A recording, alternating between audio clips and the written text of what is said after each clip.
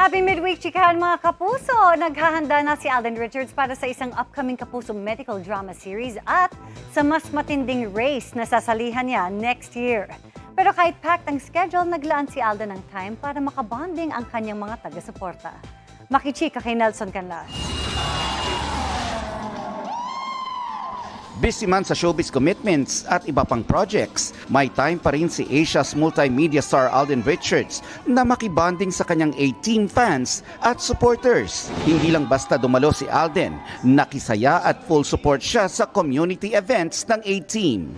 Sa panayam ng GMA News, beyond belief but grateful pa rin si Alden sa napagtagumpayan niyang triathlon relay race na kanyang sinalihan kamakailan sa Davao City.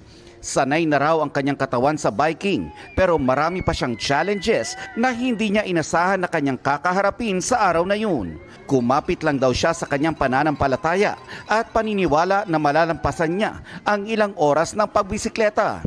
The race route was situated alongside the coastal road of Davao City. So bukod sa napakainit, yun yung isa sa physical difficulty. Yung hangin, during the last 10 kilometers, gusto ko nang mag-give up Kasi bumibigay na yung katawan ko, bumibigay na rin yung legs dahil sa pagod saka sa init. And but sabi ko, either one, hindi ko siya tatapusin, tapos di-disappoint ko yung mga taong naniwala sa akin, and most especially, I would disappoint myself. Or I would finish it, bibigay ko lahat, I will empty the tank, and make everyone proud and happy of all the efforts I've done to be able to finish the race. So syempre, doon tayo sa positive, kaya tinapos natin ang ganun. Dahil nasimulan na niya ito, gusto raw ni Alden na magtuloy-tuloy na para sa iba pang race. Maghahanda na rin daw si Alden para sa mas matinding race next year.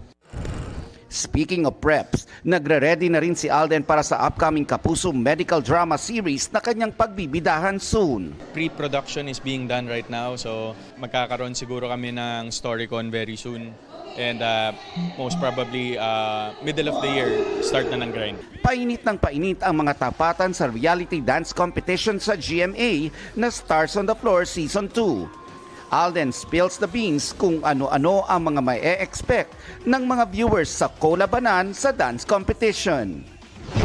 Papalapit na ng papalapit din kung sino ba talaga yung mapipili nating ultimate dance star duo, and at the same time, balik na ulit tayo sa scorean, sa leaderboards, kung sino yung para mapili natin kasi yung ultimate dance star duo. Accumulated siya all throughout the episode, starting from the day na naging permanent duo sila. So abangan nyo, maraming plot twists na mangyayari dito sa Stars on the Floor dahil sobrang gagaling lahat ng mga duos na napapanood nyo every Sunday.